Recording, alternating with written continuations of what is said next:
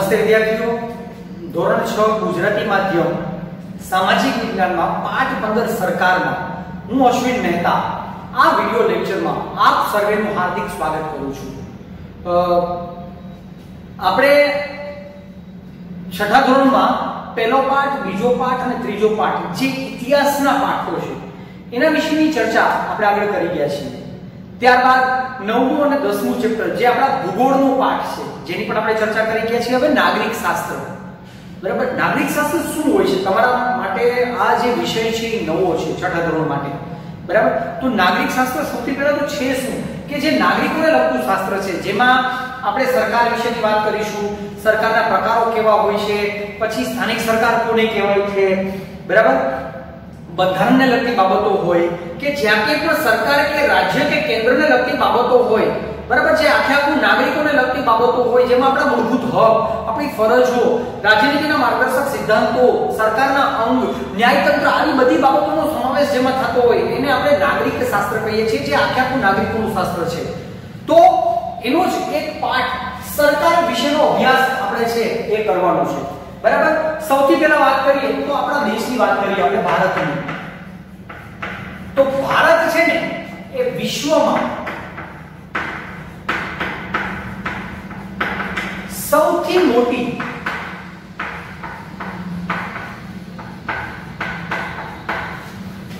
લોકશાહી ધરાવતો દેશ છે। વિશ્વમાં ભારત સૌથી મોટી લોકશાહી ધરાવતો દેશ છે। આપણો દેશ છે સૌથી મોટી લોકશાહી ધરાવતો દેશ છે, બરાબર। સૌથી આમ જોઈએ તો બંધારણમાં આપણો સૌથી મોટો છે, અને આ જે આવડી મોટો દેશ છે તો આ દેશનો વહીવટ ચલાવવાની પણ જરૂરિયાત હોય છે, અને ઈ વહીવટ સરકાર દ્વારા ચાલે છે। આપણે ઘરમાં રહેતા હોય, ઘરમાં 10 જણાનો પરિવાર હોય તો 10 જણા કઈ વહીવટ નથી ચલાવતા, એમાંથી જે આપણા વડીલ હોય છે, બરાબર, જે કોઈ પણ ઘરનો એક વડીલ હોય છે એ વડીલ આખા ઘરનો વહીવટ ચલાવે છે, બરાબર। ઈ વહીવટ ચલાવવા માટે સરકારની જરૂરિયાત હોય છે। એમ સરકાર શું કરે છે કે સરકાર પણ દેશનો વહીવટ કરે છે।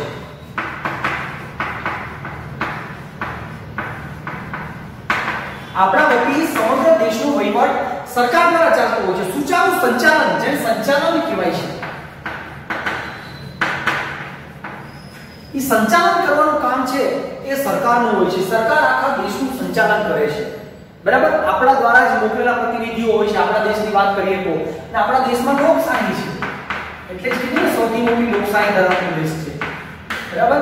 અને સરકારને આ કામ કરવા પડતા હોય છે। સરકાર આ કામ કરે છે એટલે આપણા વતી સત્તા સંભાળે છે। ત્યાં ઘણીવાર આપણે છાપામાં તમારી ટેક્સ્ટમાં જોજો એક કટિંગ એમાં લગાડેલું છે સરકાર વિશેનું, તો ઘણીવાર આપણે સરકાર એવો શબ્દ વાંચતા હોય છે, સાંભળતા હોય છે, મેગેઝિન દ્વારા, ટીવી દ્વારા, રેડિયોમાં આપણે આ શબ્દ સાંભળતા હોય છે, બરાબર। વર્તમાન પત્રોમાં ક્યાંય આપણે આ શબ્દો વિશેની વાત કરતા હોય છે। તો સરકાર શું છે? સરકાર છે એ એક આપણું સંચાલક મંડળ છે, બરાબર। આપણી આ જે સરકાર છે એ સરકાર આખું એક સંચાલક મંડળ છે, અને આ સંચાલક મંડળ જે છે એ ત્યાં વહીવટ ચલાવશે। હવે કોઈ પણ દેશની સરકાર વહીવટ ચલાવે તો એને સરકાર કેવી રીતે બને? તો ઈ દેશની સરકાર ઉપર આધાર રાખે, ઈ દેશના બંધારણ ઉપર આધાર રાખે છે, ઈ દેશની જે પોલિસીઓ છે કે સરકારની નિમણૂક કેવી રીતે થાય છે એના ઉપર આધાર રાખે છે કે દેશનો વહીવટ કેવા લોકો સંભાળશે।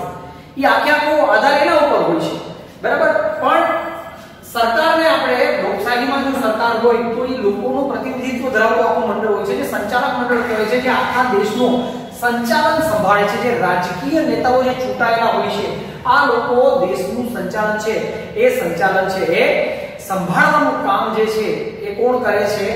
તો કે એ સરકાર કરે છે। હવે આપણા દેશમાં કેવા પ્રકારની સરકાર છે? તો આપણો દેશ જે છે, મેં તમને કીધું કે વિશ્વમાં સૌથી મોટી લોકશાહી ધરાવતો આપણો દેશ છે। વિશ્વમાં સૌથી વધુ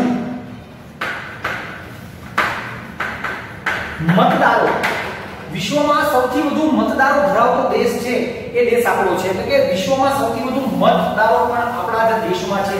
લોકશાહીની કલ્પના ચૂંટણી વગર ન થઈ શકે, એટલે જેમ ભારત લોકશાહી દેશ છે એમ લોકશાહી દેશમાં સૌથી મોટો મતદારો ધરાવતો દેશ આપણો છે, સૌથી મોટી લોકશાહી ધરાવતો દેશ આપણો છે।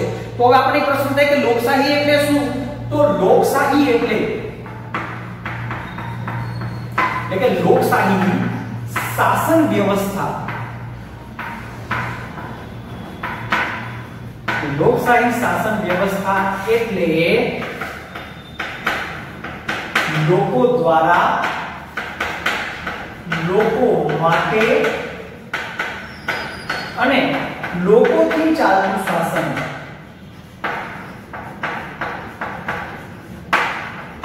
શાસન એટલે લોકશાહી શાસન. બરાબર, આવું કહેવાય. હવે આપણા દેશમાં સરકાર કેવી રીતે કામ કરે છે? આપણા દેશમાં ભારતમાં લોકશાહી એટલે પણ ચાલે, પણ આપણા દેશમાં કેવી રીતે કામ કરે છે? તો મેં કીધું એમ કે સૌથી મોટી લોકશાહી દેશ ધરાવતો દેશ છે, સૌથી વધુ મતદારો છે એ આપણા દેશમાં છે. બરાબર, એવી રીતે આપણા દેશમાં ચૂંટણી થાય છે અને ચૂંટણી દ્વારા છે એ ચૂંટાય છે. હવે દેશ બહુ વિશાળ છે આપણો.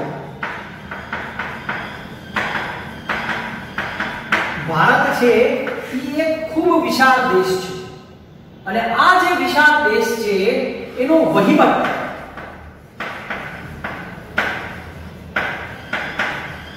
એક જગ્યાએ શક્ય નથી. દરેક વ્યક્તિ સુધી સુવિધાઓ વિકાસ પહોંચાડવા માટે થઈ ન્યાયકીય રીતે બધાને સમાન કાયદાનો સમાન રીતે બધાને છે એ પાલન કરે અથવા તો સૌને સમાન ન્યાય મળી જાય, આ માટે થઈ અને આપણે ત્રિસ્તરીય સરકારને સ્વીકાર્યું છે. ત્રિસ્તરીય માળખું સ્વીકાર્યું છે. આપણી જે સરકારનું માળખું છે એ ત્રિસ્તરીય છે. ત્રિસ્તરીય એટલે તો કે એક તો કેન્દ્રીય, સૌથી ઉપરથી શરૂઆત કરીએ તો કેન્દ્ર એટલે કેન્દ્ર સરકાર, રાજ્ય સરકાર જેને પ્રાંતીય સરકાર પણ કહેવાય છે, અને સ્થાનિક સરકાર.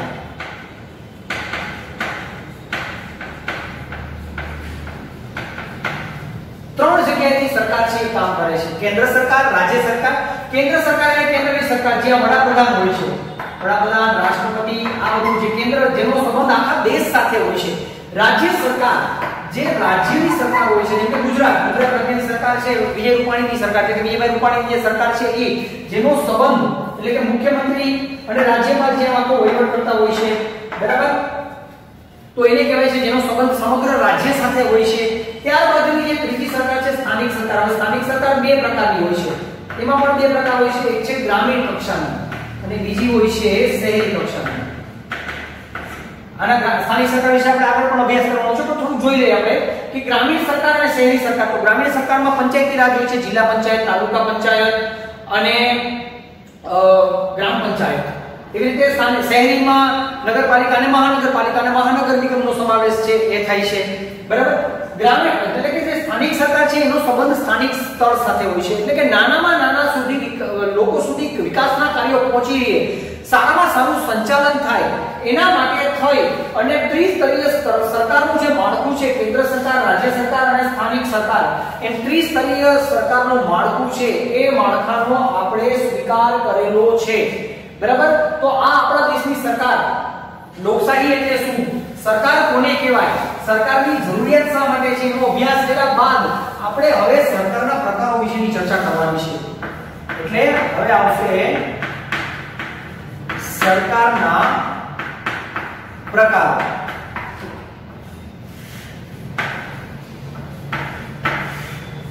યાદ રાખજો, સરકારના મુખ્ય ત્રણ પ્રકાર છે. ચાર પણ કહી શકાય, પણ ત્રણ પ્રકાર છે. બરાબર, લોકશાહી,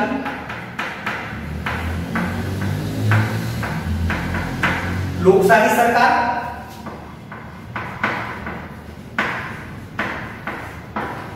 સામ્યવાદી સરકાર અને રાજાશાહી. હજી પણ આમાં સરમુખ હથિયારશાહી આપણે એડ કરી શકીએ, તાનાશાહ, પણ આપણા કોર્સમાં નથી. પણ તાનાશાહી, સરમુખ હથિયારશાહી પણ સરકારનો એક પ્રકાર છે. બરાબર, તો સરકારના ત્રણ પ્રકાર છે. લોકશાહી સરકાર, હવે એના ઉદાહરણ પણ એક બે આપી દઉં છું તમને, જેમ કે ભારત, અમેરિકા. આ લોકશાહીની સરકારના ઢબે કામ કરે છે, જ્યારે સામ્યવાદીમાં છે રશિયા અને ચીન. જ્યારે ભૂટાન, યુએઈ, બરાબર, જે આરબ કન્ટ્રીઓ છે એમાં અત્યારે રાજાશાહી ચાલી રહી છે. યુએઈ છે, ભૂટાન છે, એમાં રાજાશાહી છે. જે પહેલાના સમયમાં રાજા રજવાડાઓ હતા. તો આ સરકારના ત્રણ પ્રકારો છે, એ સરકારના ત્રણ મુખ્ય પ્રકારો છે. ડિટેલમાં આપણે ચર્ચા કરીએ. સૌથી પહેલો પ્રકાર છે લોકશાહી સરકાર.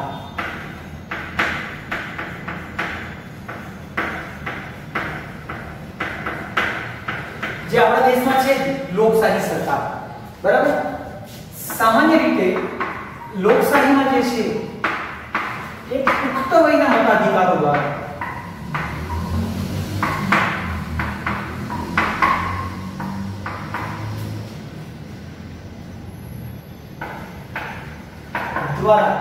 ચૂંટણીથી સરકારની રચના થાય છે.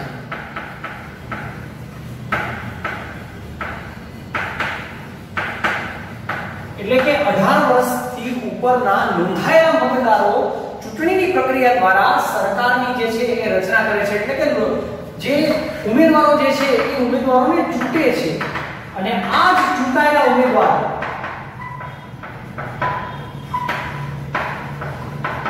જે વિજેતા પક્ષ હોય છે એ ચૂંટાયેલા ઉમેદવાર જે છે એ ઉમેદવાર લોકશાહીમાં સરકાર બનાવે છે. અને આ લોકો કામ શું કરવાનું છે કે લોકોને કેન્દ્રમાં રાખી અને સમગ્ર સંચાલન જે છે એ સમગ્ર સંચાલન કરવાનું હોય છે. એટલે કે લોકશાહી સરકારમાં લોકોનું મહત્વ ખૂબ વધારે છે, બરાબર. લોકોને જ કેન્દ્રમાં રાખી આખી સરકારનું સંચાલન કરવાના હોય છે.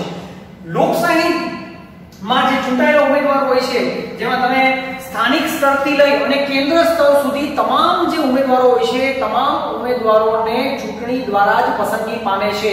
અને જે ચૂંટાયેલા ઉમેદવારો હોય છે જે સરકાર બનાવે છે એમાંથી જ વડાપ્રધાન કે મુખ્યમંત્રી બને છે. અને સમગ્ર રાજ્યનો કે દેશનો જે છે એ વહીવટ કરે છે. સ્થાનિક કક્ષા હોય તો સ્થાનિક કક્ષાએ ગ્રામીણમાં સરપંચ હોય, તાલુકામાં પ્રમુખ હોય, જિલ્લામાં પ્રમુખ હોય, મહાનગરપાલિકા હોય તો એમાં મેયર હોય, કે નગરપાલિકા હોય તો એમાં પ્રમુખ હોય. તો આ બધા ચૂંટાય છે ને પછી દેશનો, રાજ્યનો, શહેરનો કે ગામનો કે તાલુકાનો એ કે જિલ્લાનો છે એ વિકાસ કરે છે, સર્વાંગી વિકાસ થાય છે. લોકોનો સર્વાંગી વિકાસ, લોકોનો સર્વાંગી વિકાસ.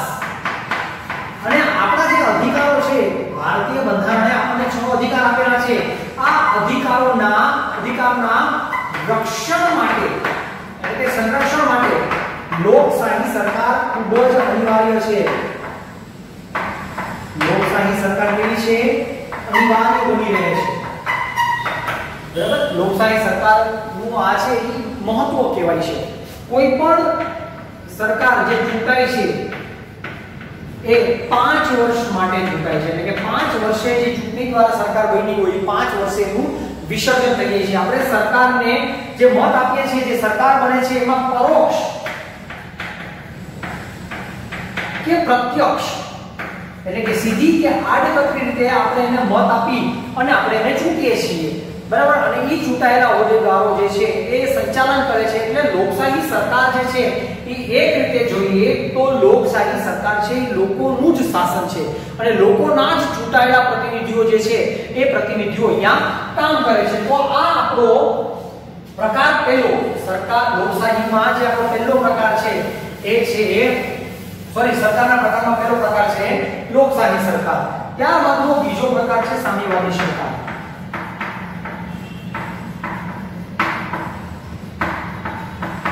એક લોકશાહી સરકારમાં જે છે ને એમાં પાછી બે હોય. એક હોય છે સંસદીય પદ્ધતિની લોકશાહી અને બીજી હોય છે પ્રમુખનિષ્ઠ. કેટલાક દેશમાં છે ને પ્રમુખનિષ્ઠ ચાલે છે.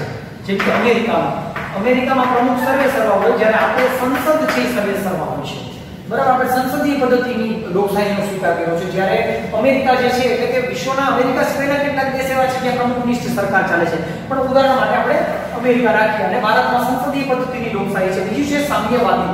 સામ્યવાદી જે સરકાર છે એ વિશ્વના કેટલાક દેશોમાં જેમ કે ચીન, રશિયા મેં તમને કીધું એમાં સામ્યવાદી સરકાર જે છે એ સામ્યવાદી સરકાર છે એ રાજ કરે છે. હવે આ પ્રકારની જે સરકાર છે એ સમાનતા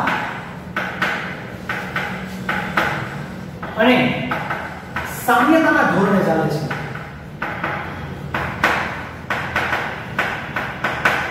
દરેકને અહીંયા સમાનતા અને સામ્યતાના આધારે અહીંયા છે એ સરકાર છે એ સરકાર સંચાલન કરે છે બરાબર અહીંયા પણ લોકોનું હિત પહેલા જોવામાં આવે છે સામ્યવાદી જે વિચારધારા હોય છે આ સામ્યવાદી વિચારધારાને ડાબેરી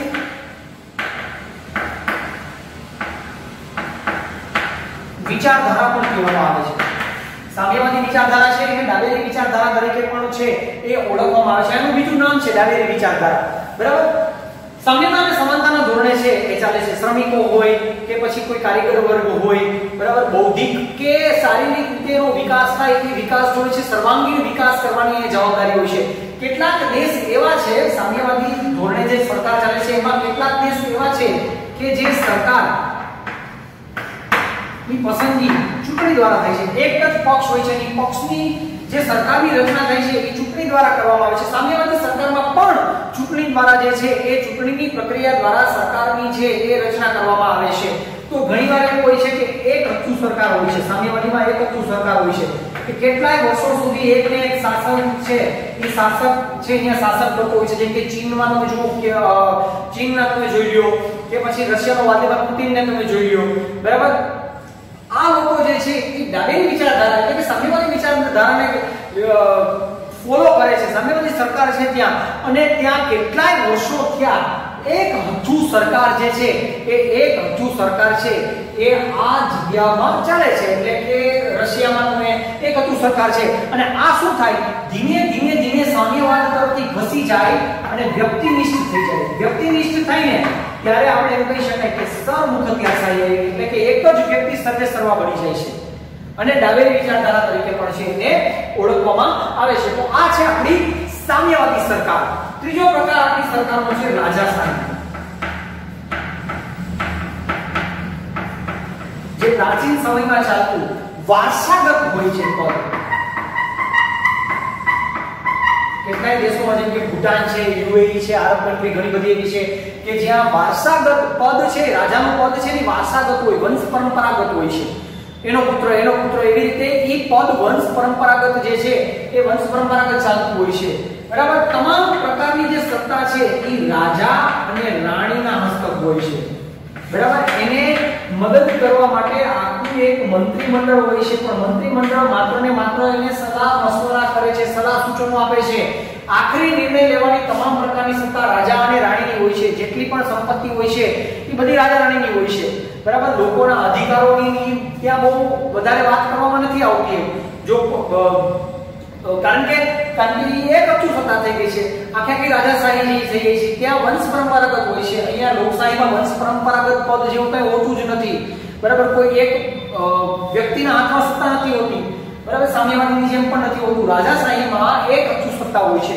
કે ઈ જ જે રાજા હોય રાજાના પુત્ર એના પુત્ર એમ વંશ પરંપરાગત જે છે એ પદ ચાલે છે અહીંયા કોઈ ચૂંટણી એવું પણ કઈ હોતું નથી હા રાજાને અને રાણીને મદદ કરવા માટે આખું એક મંત્રીમંડળ હોય છે પણ મંત્રીમંડળ માત્ર સલાહ સૂચનો આપે છે નિર્ણય લેવો કે ન લેવો એ તમામ પ્રકારની બાબતો જે છે એ રાજા અને રાણી ઉપર છે એ નિર્ભર રાખે છે તો કેટલાય દેશોમાં અત્યારે પણ રાજાશાહી છે એ રાજાશાહી ચાલે છે આપણે પ્રાચીન સમયમાં ભારતમાં પણ રાજાશાહી હતી જેમ કે આપણે પ્રાચીન સમયમાં પણ આધુનિક ઇતિહાસમાં પણ આપણે 1947માં દેશ આઝાદ થયો પછી રાજાશાહી પૂરી થઈ ત્યાં સુધી આપણે પણ રાજાશાહી હતી નાના નાના ટુકડાઓમાં વિભાજિત હતો દેશ બરાબર તો રાજાશાહી જે વંશ પરંપરાગત હોય છે તો આ છે આપણી સરકારના ત્રણ પ્રકારો લોકશાહી સરકાર સામ્યવાદી સરકાર અને રાજાશાહી સરકાર ત્યાર પછીના આપણા ચેપ્ટરના છેલ્લા બે મુદ્દા બાકી છે એમાં એક છે લોકશાહીના મૂલ્યો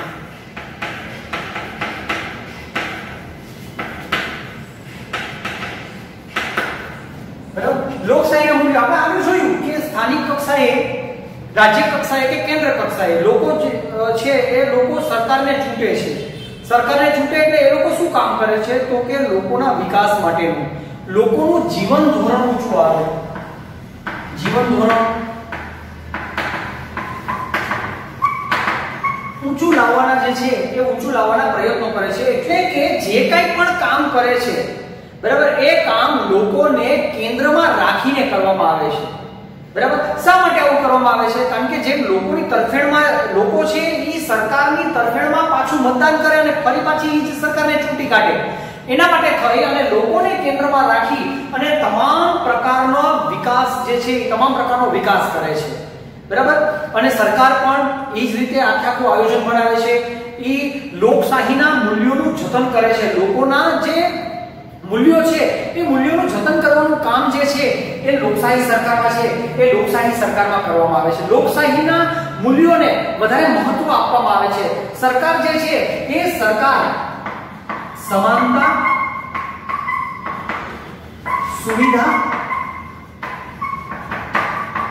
અને સુરક્ષા,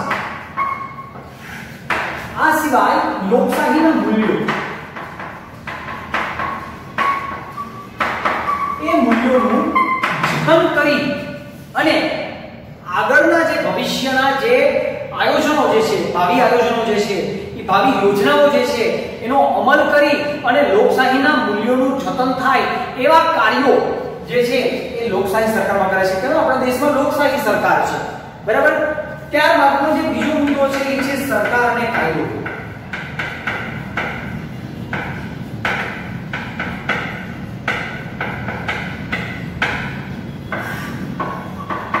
કાયદો તો સરકાર જે છે એ સરકાર બનાવે છે.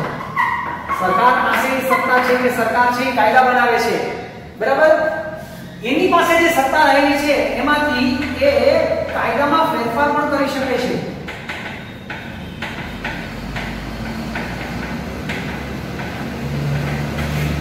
સરકાર કાયદા બનાવે છે અને એની પાસે રહેલી સત્તા મુજબ સરકાર છે એ કાયદામાં ફેરફાર પણ કરી શકે છે, બરાબર. લોકોને જો એમ લાગે કે એના અધિકારો જે છે એ અધિકારોનું રક્ષણ નથી થતું અથવા કે એનું હનન થાય છે અથવા કોઈ કાયદો એવો છે કે જે અન્યાયી કાયદો છે, તો સરકાર સમક્ષ અદાલતોમાં એને એ કાયદાને અદાલતોમાં પડકારી પણ શકે છે, બરાબર. જો અધિકારોનું રક્ષણ નથી થતું, જો કાયદામાં ક્યાંય એને હનન થતું હોય છે એનું, અથવા કાયદાઓ કે અન્યાયી કાયદાઓ કોઈ હોય છે, તો અદાલતોમાં આ કાયદાને જે છે એ પડકારી પણ શકાય છે, બરાબર. લોકો પોતાને થતા અન્યાય, પોતાના અધિકારના રક્ષણ માટે થઈ અને અદાલતનો આશરો લઈ શકે છે અને અદાલત પણ જરૂર પડે છે ત્યારે સરકારને એ બાબતે ટકોર કરે છે, ઠપકો આપે છે. ન્યાયતંત્ર જે છે એ ઠપકો આપવાનું કામ કરે છે, અદાલતો ઠપકો આપવાનું કામ કરે છે કે સરકારે જે કાયદાઓ બનાવ્યા છે એ અન્યાયી છે કે આમાં કોઈ લોકોનું રક્ષણ કે એના અધિકારોનો ભંગ થાય છે, અધિકારોનું હનન થાય છે, તો આવા સમયે જે છે એ સરકારને અદાલતો ટકોર પણ કરી શકશે, બરાબર. તો આ આખું આપણું ચેપ્ટર જે સરકાર હતું એમાં ભારતમાં કેવા પ્રકારની સરકાર ચાલે છે, કેટલી કક્ષાએ ચાલે છે, લોકશાહી કોને કહેવાય, લોકશાહીના મૂલ્યો, સરકાર અને કાયદો અને સરકારના પ્રકારો, 3 પ્રકાર: લોકશાહી સરકાર, સામ્યવાદી સરકાર અને આ સિવાય રાજાશાહી. આ સિવાય કેટલાક દેશોમાં સરમુખત્યારશાહી પણ છે. દાખલા તરીકે ઉત્તર કોરિયાનો શાસક કિમ જોંગ એ પહેલાના બાબા હતા, તો વર્ષોથી ત્યાં છે એ સરમુખત્યારશાહી છે, એટલે કે વ્યક્તિ કેન્દ્રિત સત્તા છે, બરાબર. જેને આપણે તાનાશાહ પણ કહીએ છીએ. તો આવી સરકારો પણ છે એ ચાલતી હોય છે. તો આ આપણું ચેપ્ટર સરકાર છે એ આપણે અહીંયા પૂર્ણ કરીએ છીએ. નેક્સ્ટ નવા ચેપ્ટર સાથે આપણે ફરી પાછા મળીશું. Thank you.